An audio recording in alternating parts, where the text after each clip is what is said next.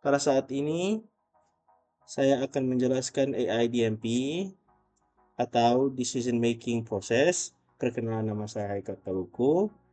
NIM saya 2202459 dan saya dari 5T4. Berikut, what is DMP? Proses pengambilan keputusan adalah serangkaian langkah sistematik yang dilakukan untuk memilih satu alternatif terbaik di antara beberapa pilihan yang tersedia agar dapat menyelesaikan masalah atau mencapai tujuan tertentu. Dalam teori pengambilan keputusan menurut Herbert A. Simon, proses ini dibagi ke dalam 3 phase utama: intelligent phase, design phase, dan choices phase. Berikut, intelligence phase adalah tahap awal dalam proses pengambilan keputusan yang berfokus pada mengidentifikasikan dan memahami masalah yang dihadapi.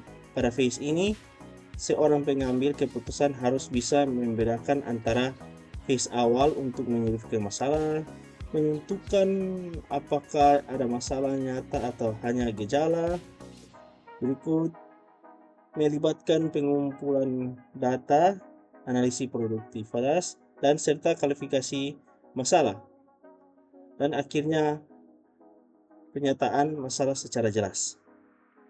Berikutnya, design phase adalah tahap kedua dalam proses pengambilan keputusan yang berfokus pada merancang, mengembangkan, dan menganalisis alternatif solusi untuk masalah yang telah diidentifikasi pada phase sebelumnya, intelligent phase. Pada phase ini, seorang pengambil keputusan membuat model keputusan yang bisa diuji dan divalidasi sebelum diterapkan, seperti menghasilkan berbagai alternatif solusi yang memungkinkan, mengubah masalah yang masih abstrak menjadi model yang lebih jelas maupun mematis, simbolis, atau kualitatif. Berikutnya, menentukan kriteria evaluasi untuk memilih alternatif terbaik. Dan phase terakhir ialah choice phase. Choice phase adalah tahap ketiga sekaligus tahap akhir dalam proses pengambilan keputusan. Pada phase ini, pengambilan keputusan mengevaluasi alternatif yang telah dirancang pada design phase, lalu memilih salah satu solusi terbaik untuk dijalankan, seperti memilih alternatif yang paling sesuai dengan tujuan organisasi, menetapkan keputusan yang bisa diimplementasikan, atau membuat komitmen terhadap tindakan nyata. Berikut, three-phase usage. Proses pengambilan keputusan membantu meningkatkan kualitas sistem. Pada intelligence phase, masalah chatbot yang sering gagal memahami ternyata memang diidentifikasi dari kebutuhan. Lalu pada design phase, tim merancang solusi seperti memperbaiki dataset, menggunakan model NLP pada lebih canggih, dan menambahkan sentimen analisis setelah diuji model NLP terbukti paling efektif. Akhirnya pada choice phase, berusaha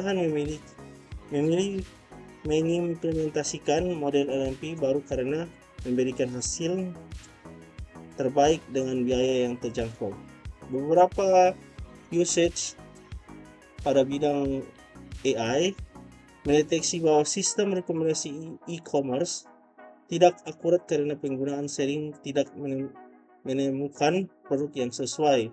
Ini pada intelligence phase. Keduanya, design.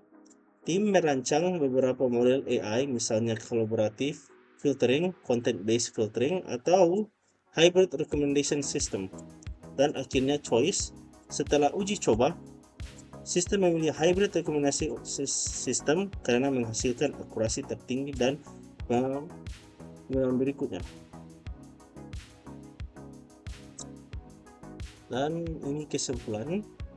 Proses pengambilan keputusan merupakan langkah sistematis yang terdiri dari 3 phase utama menurut Herbert A. Simon, yaitu intelligence phase, design phase, dan choice phase. Pada phase intelligence, masalah diidentifikasikan dengan jelas melalui pengumpulan data dan analisis.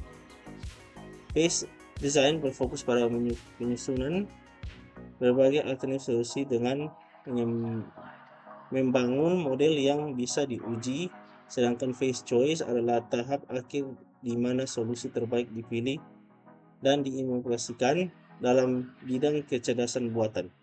Penerapan ketiga phase ini terbukti penting misalnya pada sistem rekomendasi e-commerce atau chatbot. Dengan pendekatan bertahap ini, masalah dapat dipahami lebih akurat, solusi dapat dirancang dengan efektif, dan pilihan terbaik bisa dimusikkan hasilnya. Kualitas sistem meningkatkan, efisiensi terjaga, dan tujuan organisasi lebih mudah tercapai. Sekian, terima kasih dari saya, Haikal Kaluku.